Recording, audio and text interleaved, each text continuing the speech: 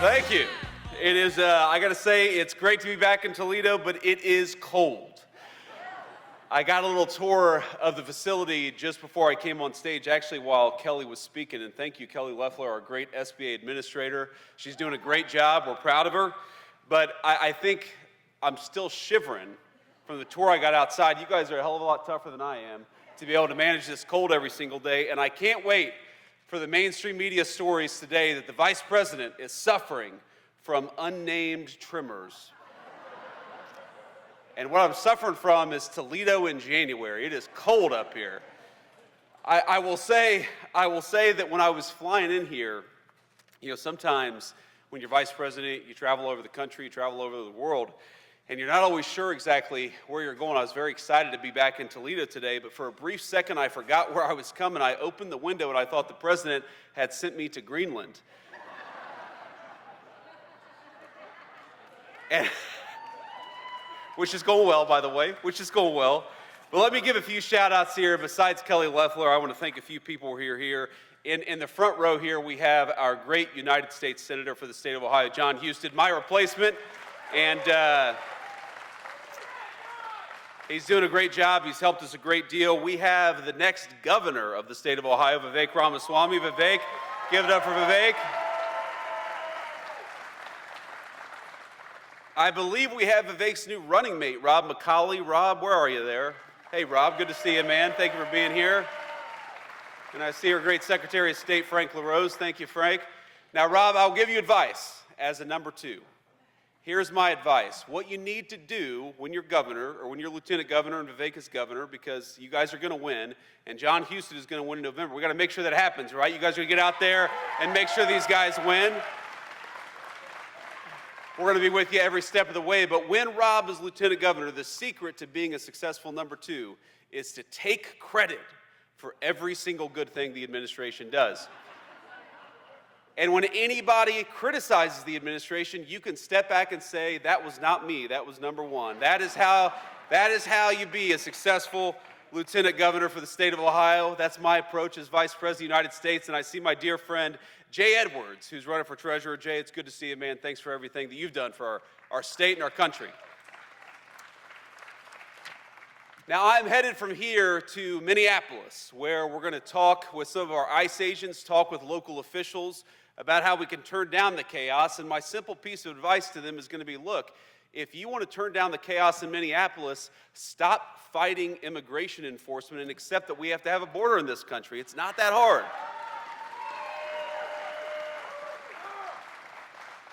If you look all across our country, what's happened in Minneapolis is happening almost nowhere else in the United States of America. And that's because whether it's in Texas or Tennessee, it's in red states, it's in blue cities, even within our country, most people are cooperating with the simple principle that we ought to be able to enforce our immigration laws and get illegal criminals the hell out of the United States of America. It's really not that complicated.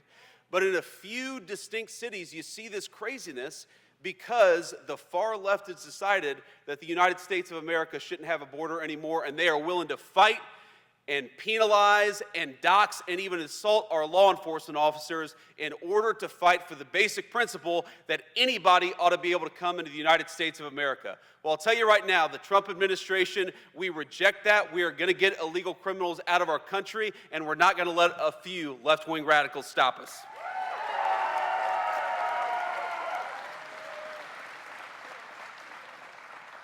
But I'm here in Toledo to talk about the great American comeback, and that is what I believe. We are 1 year in. We are 1 year in to raising wages for workers instead of declining wages for workers. We're 1 year in to $18 trillion of new investment for the United States of America instead of investment going to every other country but the United States of America. We're 1 year in to getting illegal aliens out of our country so that American homes can go to American citizens, which is exactly where they ought to go. And we are 1 year in to seeing lower inflation and bigger paychecks and more opportunity for the American worker. Ladies and gentlemen, I think that we are on the cusp of the greatest economic year in the history of the United States of America because we're doing something new for a change. We're investing in you. We're investing in American workers. We're investing in American businesses, and we're saying to everybody that the United States is open for business, but only if you invest in our great American people and our great American businesses. We are done with the old approach of shipping American jobs overseas and investing in everybody else. We're back to investing in the American worker, and we're not going to stop fighting for you until we return America to the true golden age of great American prosperity.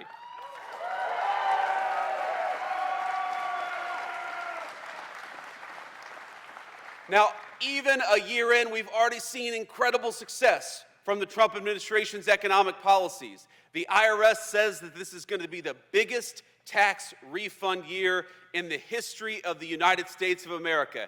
And I know there are a lot of far-left Democrats like Marcy Kaptur who don't like it when the government gives you back your hard-earned money, but the Trump administration believes that you earned it, you ought to keep it, and we ought to keep our hands the hell out of your pocket in Washington, D.C.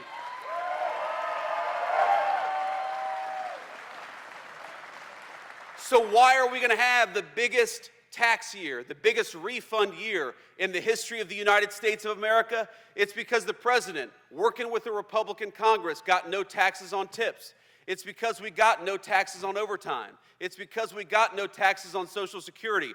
3 promises that we ran on, 3 promises the President of the United States kept, and because of it, every single person in this room and every single person in the state of Ohio is going to benefit from it. That's what we said we were going to do. We were going to end the green energy scam and invest in American energy workers, and we did it.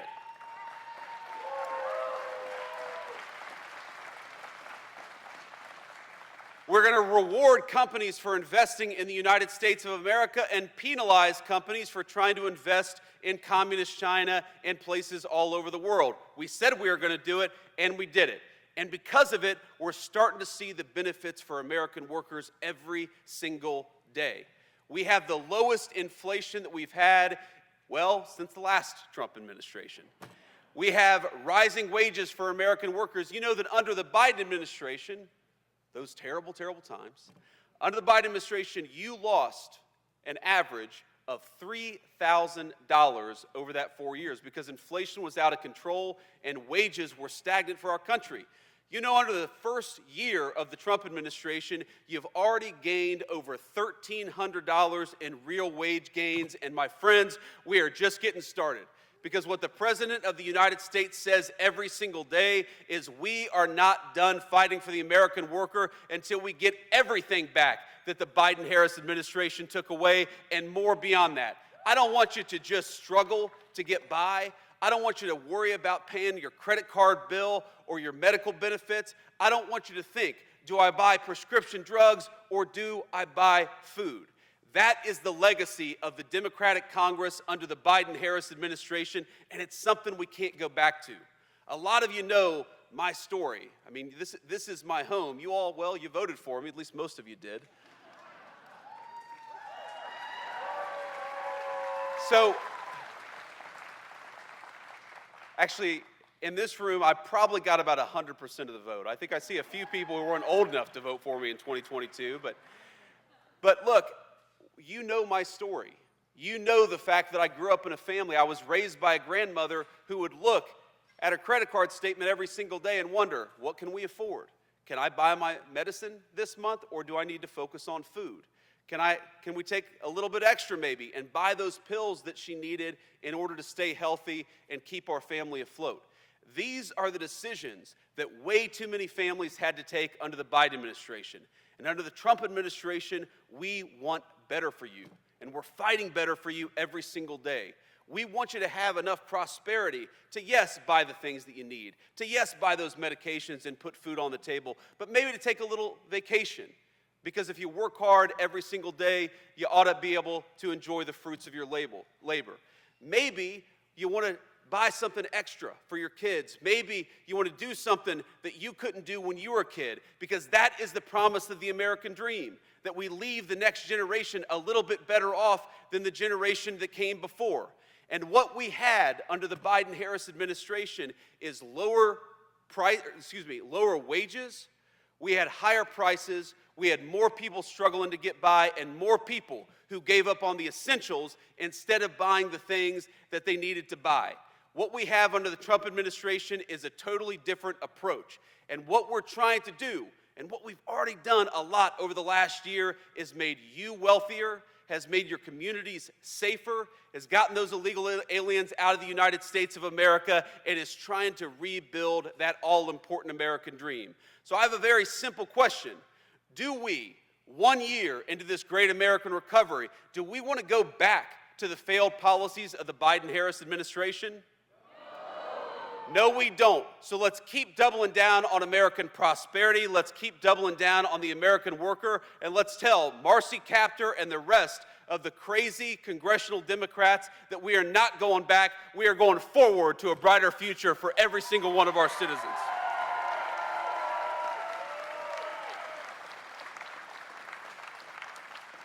You know, there are things the media doesn't talk about that I think are so important to highlight because they show real progress for the American people. Did you know that for 4 years under the Biden-Harris administration, Americans paid the highest prescription drug costs anywhere in the world? And we did it because we had an administration that refused to go to Big Pharma and say, this is ridiculous that you're charging 1/10 the price in England or in France that you are in the United States of America. So what did the president do? One of the first things President Trump did is he hauled these pharmaceutical executives into the Oval Office. He wasn't getting any help from Congress, though we certainly would have appreciated Marcy Kaptur helping us lower prescription drug costs, but we weren't getting that help. So what did he do? He brought the pharma executives into the Oval Office and he said, you are done forcing Americans to pay more for prescription drugs than any other country anywhere in the world. And so now, thanks to the president's leadership and thanks to the support of our congressional allies like John Husted, we have prescription drug costs coming down in this country for the very first time. Whether it's antibiotics or whether it's cancer drugs, whether it's the most advanced therapeutics that exist anywhere in the world, Americans are seeing lower costs. And they're going to keep on seeing lower costs because the President of the United States had the courage to fight for you rather than international pharmaceutical companies.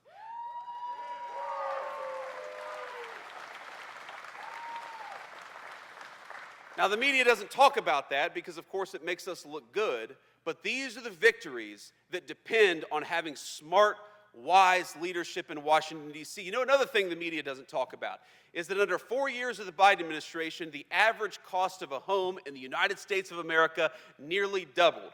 And in certain jurisdictions, it actually got way worse than that. There are certain places where the cost of a home in 4 years went up by 200%. What's happened over the last 5 months? Rents have gone down over the past 5 months. And so though there's still a lot of work left to do, we're finally seeing more Americans being interested, especially our young families, being interested in buying a home for the first time. We're seeing those rents come down. We're seeing the cost of housing flatten out a little bit. And one of the biggest reasons is because on the one hand, we lowered the regulatory burdens to build houses in this country, while on the other hand, we got illegal aliens out of the United States of America who are taking American homes. That is how you lower prices. Focus on American workers and invest in American home building. You don't give all of our homes to illegal aliens. That is the legacy of the Biden-Harris administration.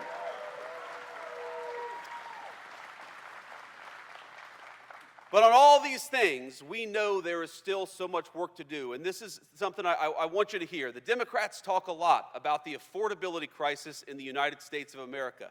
And yes, there is an affordability crisis, one created by Joe Biden's policies. You don't turn the Titanic around overnight. It takes time to fix what was broken. I said earlier that the average American has seen $1,300 of real increase in their wages just in the past year. Well, Joe Biden, they saw a $3,000 decrease. Now, on the one hand, I'm proud of that. I'm proud of the fact that you're $1,300 richer than you were just a year ago. But you know what really pisses me off? That compared to when Donald Trump left office after his first term, you're still about $2,000 poorer. Because that's what happened under the Biden administration. They did so much damage that it's going to take us time to rebuild the great American prosperity that we had at the end of the first Trump administration. But what I'm telling you is that we are committed to doing it. As much as the media focuses on distractions every single day, in the Oval Office, the president looks at us and says, why haven't we done more? Let's do more. Do more. He'll tell us, person by person, from the Secretary of Commerce to the Secretary of the Treasury to our SBA administrator to the Vice President of the United States. Fight every single day for better home prices for Americans, for lower prescription drug prices, and of course for rising wages. That is what we're going to do, that is what we have done, and that is what we promise will be the legacy of the second Trump administration. More prosperity for you.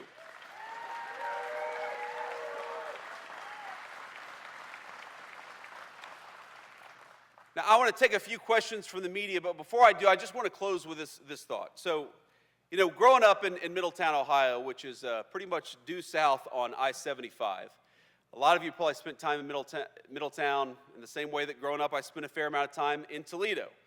The story of towns like Toledo, the story of towns like Middletown when I was growing up was one of decline. It was a story of factories closing down, of good people losing their jobs, of families that were fracturing under the financial stress that sometimes comes when people lose that access to a good job. That is not the future that we should expect for our children. We should demand better from our leaders, and that's exactly what the Trump administration is promising. Not a story where you open up the morning paper or you turn on the TV and you see a factory that's closed down, but you see a new factory that's being built. Not a story where your neighbor lost their job, but a story where your neighbor gets a new and better job because of what is being built right here in towns like Toledo. Not communities that are unsafe, where you get mugged or murdered walking down the street, but where every single person, rich or poor, black or white, can enjoy their God-given right to public safety in their own community because we're fighting for law enforcement as opposed to against law enforcement like the last administration.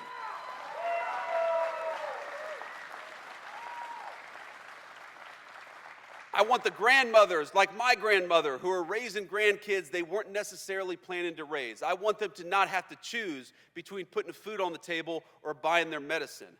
That is the future that we're fighting for. And that is what the Democrats in D.C. have fought against every single day of this administration. Now, I don't want to say all Democrats, because my mamaw, the woman who raised me, was one of those blue dog Democrats. She was socially conservative, she was patriotic, but she was a Democrat. And I know that in Toledo, there are a lot of those Democrats still today. But I got to tell you, in Washington, D.C., those Democrats do not exist. They disappeared from Washington, D.C. They care more in Washington about using this country as one big fraud scheme than they do about fighting for your prosperity. And that's why we cannot reward these people come November. What are they actually fighting for? Well, we know what they're fighting against. They hate Donald Trump obsessively, and they talk about it every single day. They want men to play in women's sports, which is crazy, but even aside from it's crazy, why the hell are you talking about that instead of figuring out how to fight for the American people? They want the Somali fraud ring in Minneapolis, and frankly in other states too, to continue. While a lot of Americans can't afford the cost of child care, they want to take the very programs that we use to make child care more affordable and give them to fraudsters who are illegally in our country to begin with. These are not politicians who care about you. They care about keeping the fraud going. And the question in November is very fundamental. It's going to be, do we reward the people like John Husted, who cut your taxes, who fights for lower housing costs, who fights for lower prescription drug costs?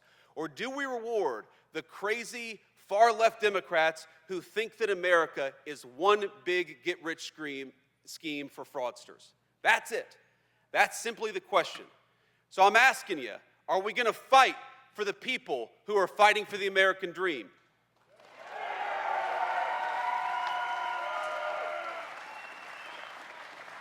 Are we going to send a message to the far-left radicals that this country belongs to American citizens, not to illegal aliens? Are we going to fight for the American dream for people like my grandmother and people like your children every single day? So let's remember what we're fighting for this November. It's to have political leadership in this country that fights for the American people, that fights for the American dream. Don't forget it, my friends. Let's work hard. Let's elect these great candidates to higher office, because that's the only way we are going to send a message to the Democrats that this country belongs to Americans and that the American dream belongs to the citizens who built this nation. God bless you, and thank you for having me.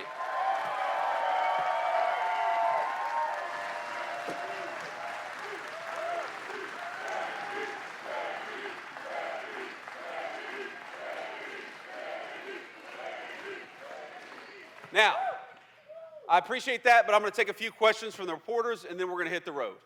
Mr. Vice President, John Kostick from News 5 in Cleveland. President Trump outlined the framework of a future deal on Greenland yesterday. NATO this morning, however, said the Secretary General did not propose any compromise on sovereignty. What's your understanding of what is in this plan, and would you stand for something that did not include ownership even beyond where the bases are located? So, John, first of all, it's good to see you again. John is, this is going to ruin his reputation among his liberal media peers, but John is one of my favorite journalists in the state of Ohio. He's a great TV journalist from Cleveland. And I used to joke with John that if he ran for high office, maybe back in 2012, 2013, he would have won, because his name is almost exactly the same as John Kasich. And that if he ran in 2024, he would have got his ass kicked. So it's amazing how things change, John. But I see you're still doing great things on Greenland. First of all, we're here to talk about the great American comeback. And that's what the president is focused on. That's why the president went to Davos. You know why? Because he wants more investment from all over the world in the United States of America. You'll hear this number thrown out, $18 trillion of new investment. You know what that means? That means new factories, that means new plants, that means new oil refineries and new energy facilities in the United States of America. Because for so long, our government had the policy that we were going to invest in other countries. No. We want other countries to invest right here in the United States of America, and that's why the president went to Davos, to say that America is open for business, but America is open for business so long as you're building right here in Toledo and all across our great country. That is the message. Now, on Greenland, simple fact is, Greenland matters to American national security because our entire missile defense relies on security in the Arctic. This is something the media who's obsessed with Greenland, they completely forget why Greenland matters. What if, God forbid, I'm not saying it's going to happen anytime soon, but what if a foreign country launched a missile at the United States of America? We would need control over the Arctic in order to shoot that missile down. Our entire missile defense system depends on that Arctic security. Meanwhile, the Chinese and the Russians and even the Danes who control Greenland admit that they want to control that facility. They want to control that island, that landmass. That would make us weaker. That would make our country more endangered. That would mean that if the president is negotiating with a foreign leader, he would have less leverage because they would be able to realistically threaten the sovereignty and the territorial safety of the United States of America. We're not going to let that happen. The negotiations with NATO are going fine. I believe, having seen this for the past year, that when the president sets his mind to accomplish something in negotiation, he accomplishes it. And fundamentally, NATO and the Danes and everybody else have to recognize the simple fact that this matters, not just to American security, but to world security. So we're going to keep on trying to make sure that we secure that landmass so that we can protect the American people, as we've done and will continue to do. Thank you. Whoever's next. The lights are very bright, so I can't see, but whoever's got the microphone, just shout out a question. Mr. Vice President, Henry Gomez, NBC News.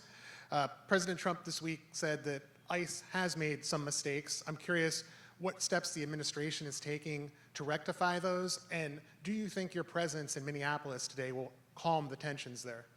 Well, certainly one of my goals is to calm the tensions, to talk to people, to try to understand what we can do better.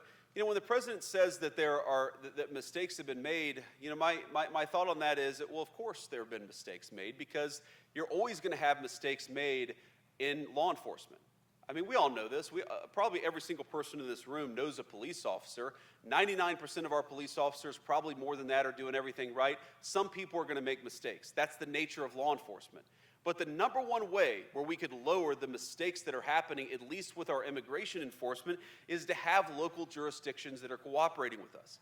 There are some very basic things that would make Minneapolis look Memphis, Tennessee, a blue city where you do not have this chaos in immigration enforcement because the local police and the local authorities are cooperating with us.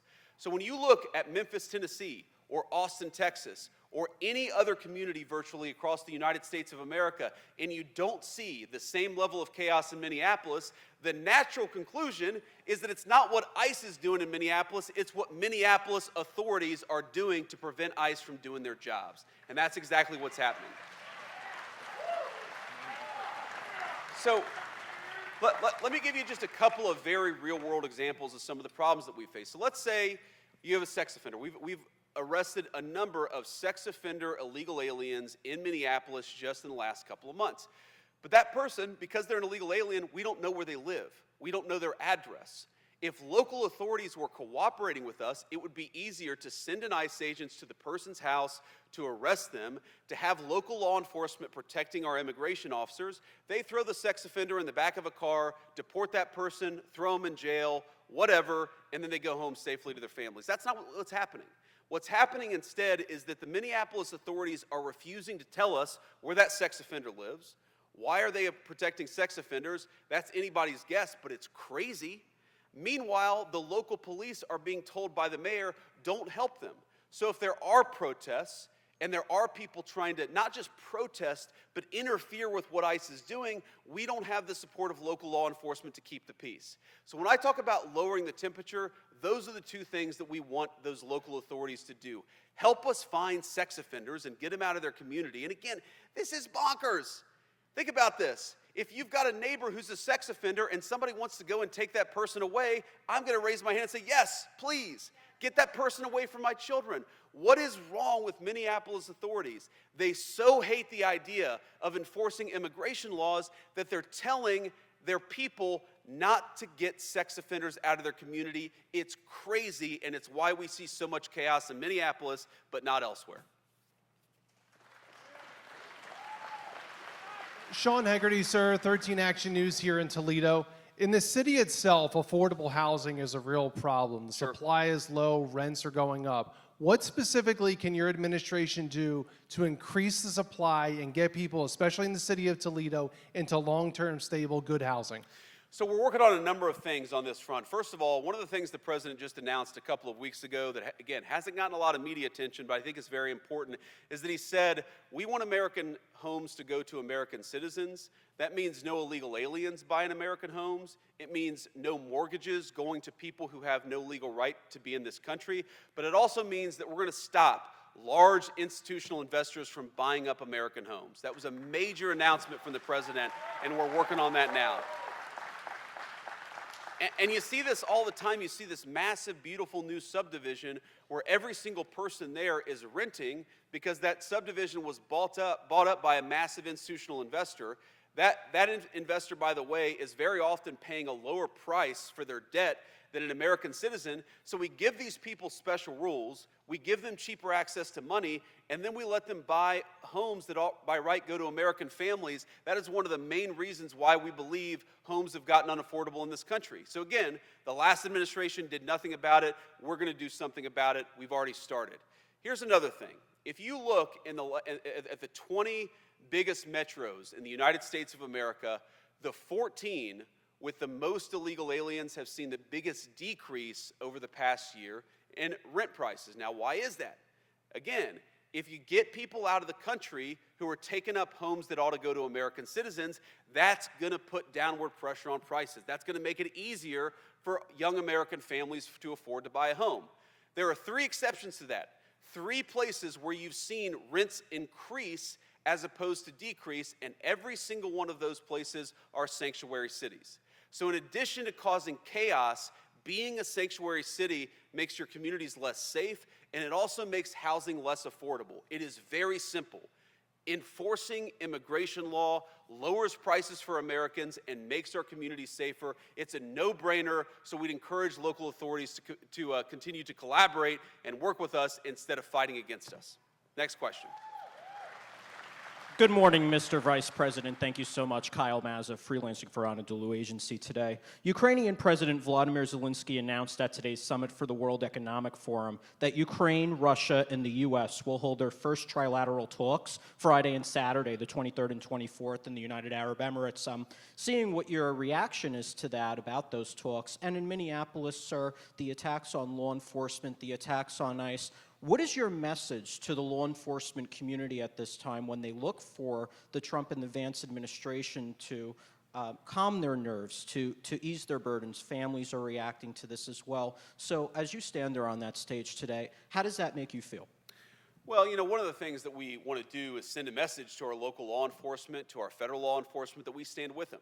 And we're not going to abandon them, and we're not going to do what the last administration did, which is throw them under the bus to appease a bunch of left-wing radicals. We're actually going to fight for them. Because I believe, look, I continue to be fundamentally optimistic about our country. I think that whether you're a Democrat, a Republican, an independent, most people in this country fundamentally still support law enforcement. They love what people do to keep them safe. They recognize it's dangerous. But what happened in the Democratic Party over the last few years is they allowed a very small band of left-wing crazies to drive the agenda, and that makes our cops and our federal law enforcement feel less safe. It makes it feel like their government doesn't have their back. Well, I promise them, every single police officer in this country and every single federal law enforcement officer in this country, we have your back, and that's one of the messages I'm trying to send by going to Minneapolis and talking to our ICE officers there. So that's number one. Number two, you talk about attacks on law enforcement. It is insane. I understand, look, I'm biased, obviously. I think the Trump-Vance administration has got the right approach to immigration. I think it's insane to let tens of millions of people flood across your country, many of them with violent criminal records, and then to say you're not allowed to do anything to get those people out of your country. That's crazy to me. Fine. If you disagree, if you think that we ought to let sex offenders be in your community, even if they're illegal aliens, fine. Make that argument. But make that argument at the ballot box. Write an op-ed in a newspaper. Argue about it on social media. Don't go to the streets and start assaulting federal law enforcement officers because you disagree with the policies of our administration. It's cowardly bullshit, and it's got to stop. And here's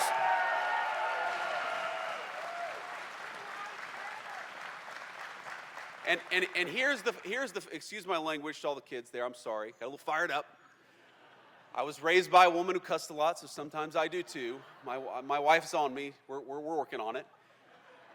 But here's the final point about this.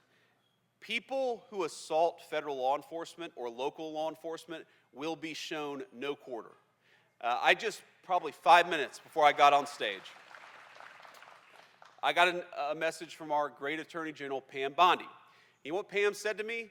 That they finally arrested the ringleader of those church protests in Minneapolis.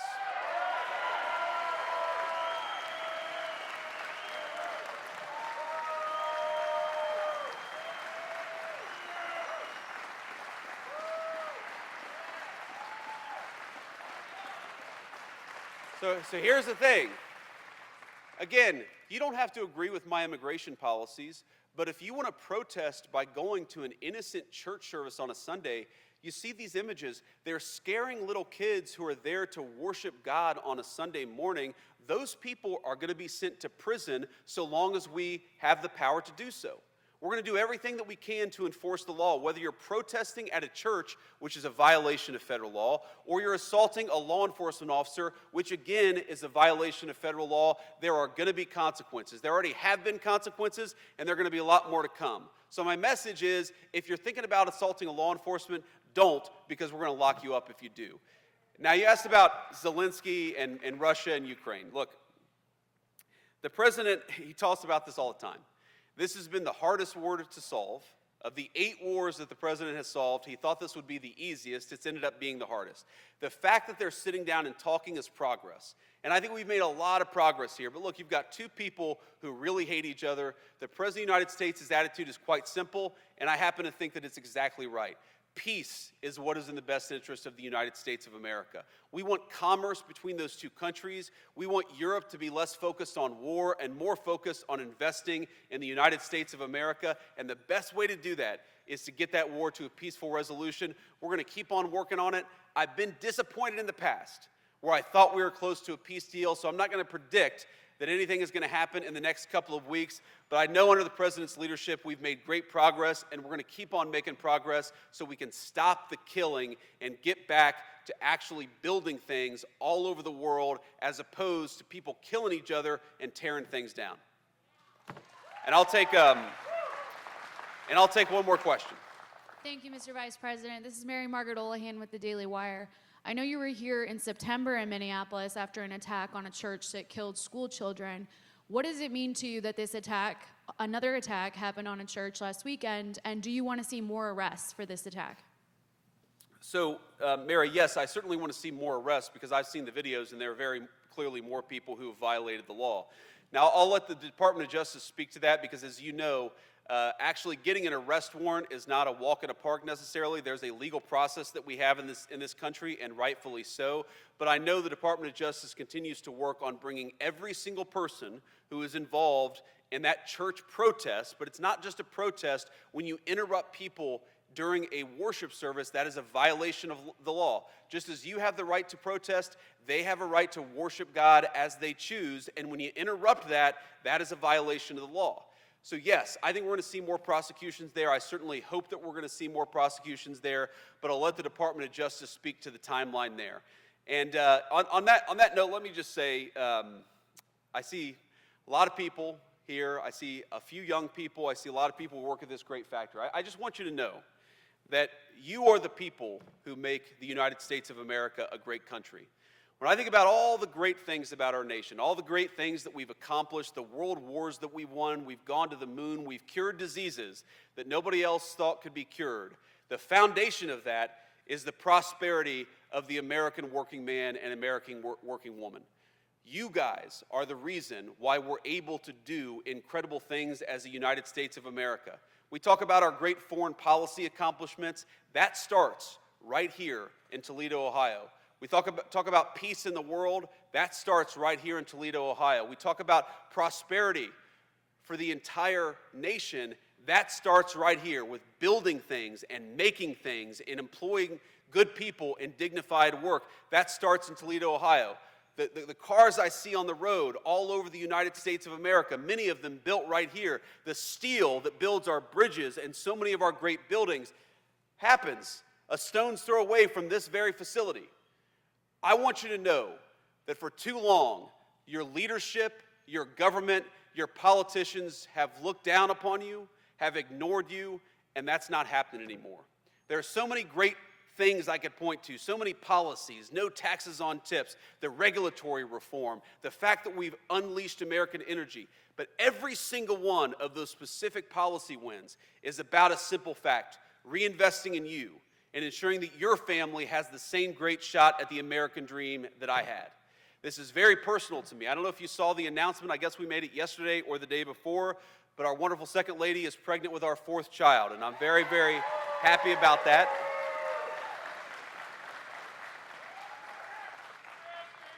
You know, we were debating having a 4th child, and I said, honey, you know, the new Trump accounts and the increased child tax credit are coming online. We got to take advantage of this stuff.